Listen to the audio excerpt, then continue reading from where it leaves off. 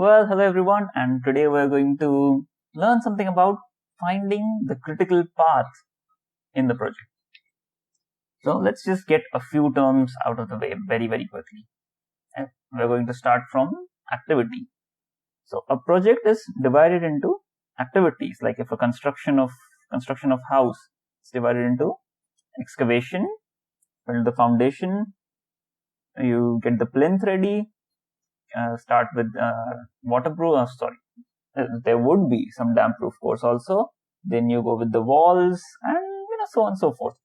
So, and each activity takes a bit of time. That is your duration.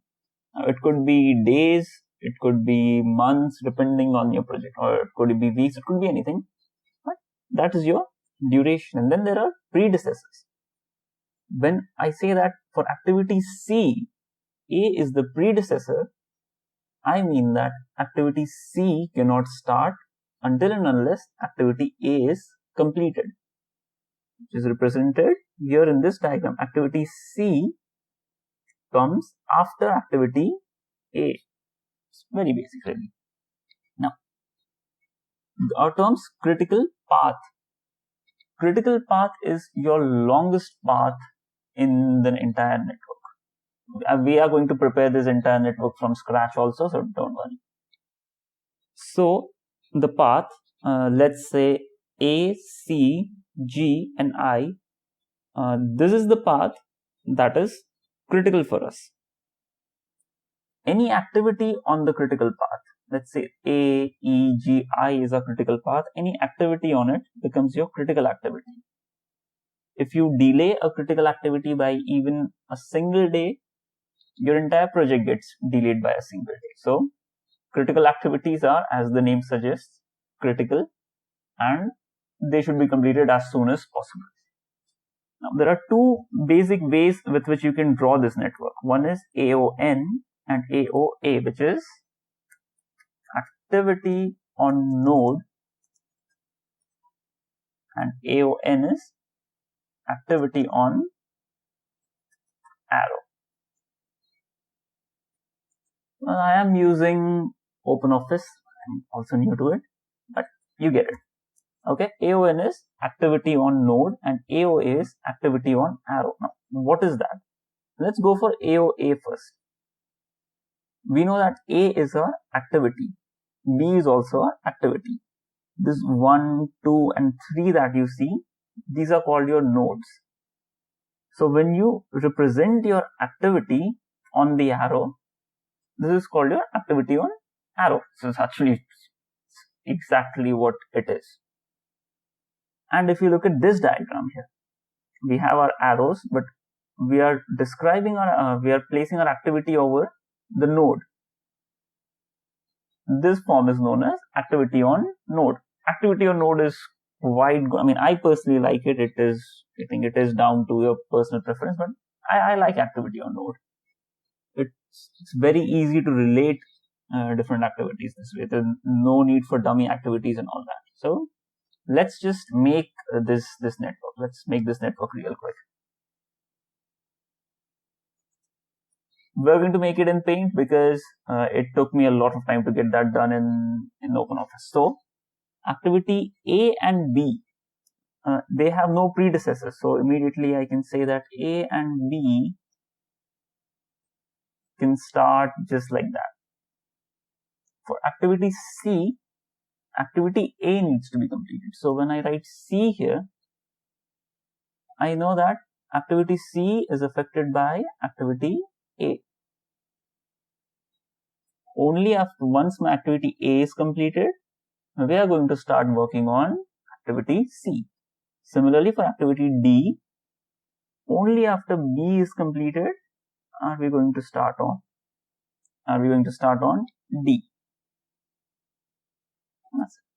Now E is different. There are two activities directly affected: activity A and activity D.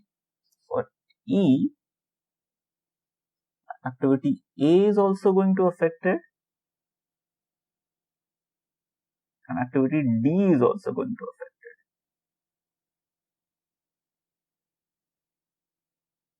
it. So jump to the next one, activity F, only activity D affects it. Just a straight line, and we are going to write a F here. So for activity G, activity E and C, where is E? E is over here, C is over here. Let's just write G here. And again, activity, once activity C ends, we can start with activity G, but it also requires that activity E should also end. So there are two activities which are affecting G, or on which G depends to start. For activity H, there is only F, because I do not have a lot of space here. Go here and we will just write a H here. Okay, very simple. For H comes after F, so F and H. For I, G should be completed and H should be. Where is G? G is here and H is here. Right, I and G should be completed and H should be completed. So this is how you fundamentally make a network. For this entire thing we have made here, it's the same thing. The arrows sizes would be different, so it might look a little bit different, but it's in its essence it's the same thing. So because A and B starts immediately, C is affected by A, C by A, and E is also affected by A and D. So activity E is affected by A and D. Okay, it's the same thing. It's just a little different. Now in this box, in this node, we can see that there are 9 blank cells. 7 blank cells. Originally there would be 9. So let's just look at the legends here. The top center, I'm writing my activity. So activity A. The bottom center, I'm writing my duration. Activity A takes 5 days. So I wrote 5 here. B takes 3 days, and so on and so forth. You can do this. You can fill all these data. It's just the name of the activity and the duration it takes. It's just this thing, but we've added one more thing at the bottom. So B is completed in 3 days. That is what it is. A is completed in 5 days. I don't exactly remember. I'm right. That is what it is. We just written the activity and the duration. Now, this top corner is the early start. Your early start is, as the name suggests, the earliest your activity can be started. And then there is the early finish, the earliest your activity can complete. For activity A and B, there are no predecessors, so they can start immediately. They can start from 0. In some books, and also some professors might use 1 here. They start from 1. It's a case of preference. I go with 0. Your final critical path is not going to change on that, and also your critical activities are not going to change on that, of course. So it's fine. You can either go with 0 or you can go with 1. So our early start for activity A and activity B, your first activities are 0. Your early finish I've written here is equal to ES. ES is what? Early start plus duration, right? If I say that activity A takes 5 days to complete and I'm starting it on day number 0. So 1, 2, 3, 4, and on the 5th day, we should be able to complete that. So 0 plus 5, let's write 5 here. And here we're going to go with 0 plus 3, so 3. Now, this is complete. What we're going to do now is called your forward pass. Okay, your forward pass is when you move the early finish of your activity to the early start of your successor activity. So for activity C is directly dependent on activity A, and A completes on 5, so C will start on 5, and C will complete on 5 plus 6, it's just 11. Let's go down to D here. D will complete on 3, so D will start on day number 3, and it will be completed on 3 plus 8 is 11. Now there is this G here. Again, C is completed on 11, so G will start on 11, but wait, I cannot write that, because you see this arrow, G is dependent on C, but G is also dependent on E. See this arrow? This is one arrow and two arrows. There are two arrows coming into G. So let's leave that for now. What can we do? We have this E. In E also, it is directly affected by A and it is affected by D. So it can either start on 5 or it can start on 11. Which one are we going to choose? Okay, let's just have a go at it. A completes on my 5th day. So let's say I write 5 here. What does it mean? It means that my activity E will start on 5. But it breaks my logic, because my logic says that E can only start after A is completed and D is completed. And when is D completed? D is completed on the 11th day. So I have to write 11 here. What we understand from it is, when you are doing a forward pass and you see an activity in which two arrows are converging into it, you pick out the maximum of the two early finishes, or 3 or 4 or 5, it can be anything. There's a possibility that B or there was an arrow between B and E2, then we would have 3 options. Among all the options you get, always go for the higher value. So 5 and 11, which is the greater value? 11. So we went with 11. Similarly for G, it is affected by C and E, right? These two arrows here. So the greater of, this is the early start. We have not even calculated the early finish. So its early finish would be 11 plus 5, 16. So for G's early start, the two options I have is 11 and 16. The greater of these two is 16. So I'm just going to write 16 here, and 16 plus 10 is 26. Let's go to F.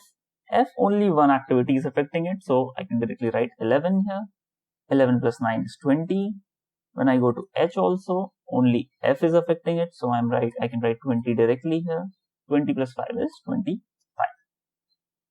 For I, H is affecting it and G is affecting it. So we have to pick the greater of 26 and 25. 26 is greater than 25, so we pick 26, and 26 plus 3 is 29. So our entire forward pass procedure is completed. Now we know the earliest at which all of these activities can be started, and the earliest at which all of these activities can be completed. Okay, so when I say 11 and 16, it means that E can be start at the earliest on the 11th day. It cannot start before the 11th day. It's not going to work unless you put in more resources, but that is a different thing.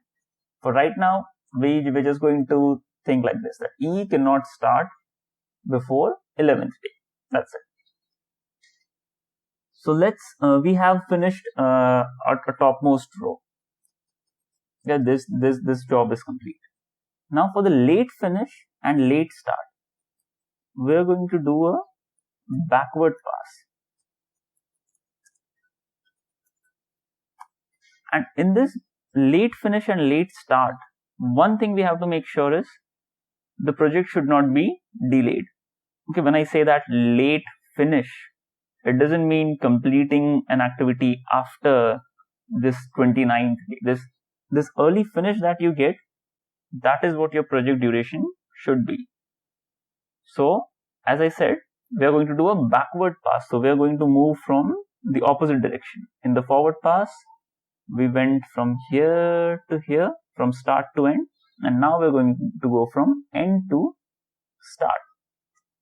So, immediately, as we took 0 at the start, we are going to take 29 at the end, because the latest I want to finish my activity I is equal to the earliest I want to finish my activity. I don't want my project to be delayed, so I'm going to take it as 29 only. Whatever my early finish for the last activity is, that is my late finish for that activity, for my last activity only. For everyone else, we are going to calculate it. So we have a late finish here. Now the late start. What we did for our early start and early finish, we added the duration.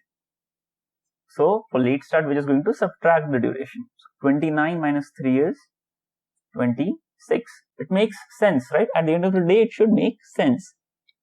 Because for me to complete my activity on day 29, and if the activity is taking 3 days, that means I have to start it at the 26th day. Otherwise, if I started at 27, it would be completed on 30, and that is not acceptable to us.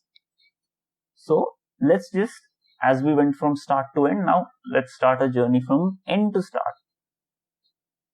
We can go from I to H. You can also go from I to G. Let's just start with I to H. You can go in any way. It doesn't matter. Your 26, your early start that you see here, we can just directly write it here at its late finish. Okay, we're doing the opposite of what we did previously. In the forward pass, for let's say for our activity A, its early finish was 5. So the next activity's early start became 5. Now, in the backward pass, when the late start of an activity is 26, then the late finish of the earlier activity becomes 26. And the late start becomes again 26 minus 5, 21. For F, another thing that you should always take care of is once again the number of arrows. There is only one arrow coming out of F, right? So it's fine. The places where it's not going to be fine is going to be G. Sorry, not G. It's going to be A, and it's going to be D. Why? Because this arrow 1, this is coming out of A, and this is another arrow coming out of A. And similarly for D, 1 and 2 arrows. All other activities, 1 arrow coming out of it, 1 arrow coming out of it, 1 arrow coming out of it, and that's it. So when we'll reach at A and D, we will take care of it. So let's, where were we? We were at F. For F, this 21, we can directly write here. 21 minus 9 is 12.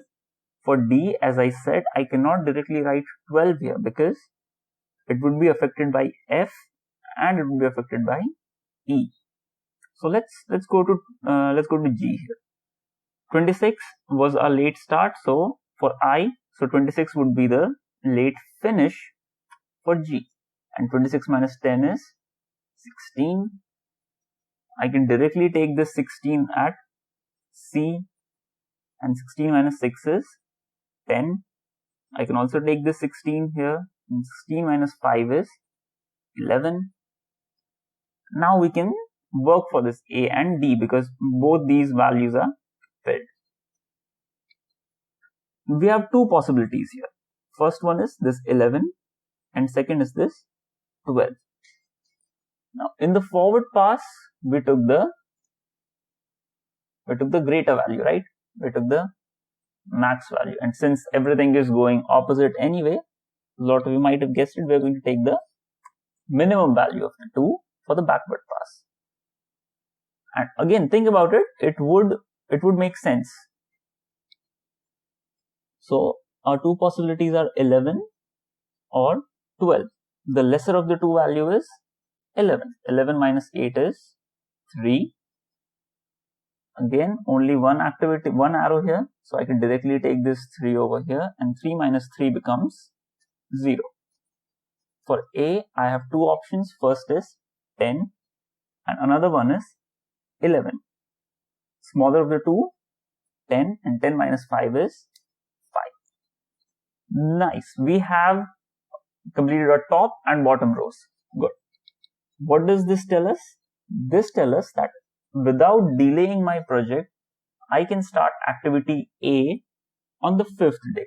It's fine. I don't need to, rush for activity A from my first day. I can start it on the 5th day. That is fine. It would not affect my project end date. My project end date is still 29 only. And we would get a better idea of this once we get this slack, which is your float. Float is your LS minus ES. What is LS? Late start minus early start. Either that or it's also float is equal to LF minus EF. Late finish minus early finish. Okay, let's just jump right into it. A, your late finish is 10 and your early finish is 5. So 10 minus 5, 5, or 5 minus 0, 5. It's going to be the same value. Again, 3 minus 3, 0, 0 minus 0, 0, 11 minus 11, 0, and 3 minus 3 again is 0.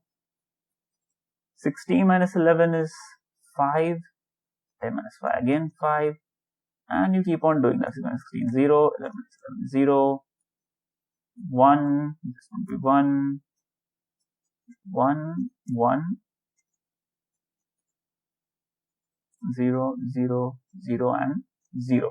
What is this? This is your float or slack for the activity. Okay, when it says that float of activity F is 1, it means activity F can be delayed by 1 day and it would not affect our project completion time. That's it. Now, what about these activities where we get 0?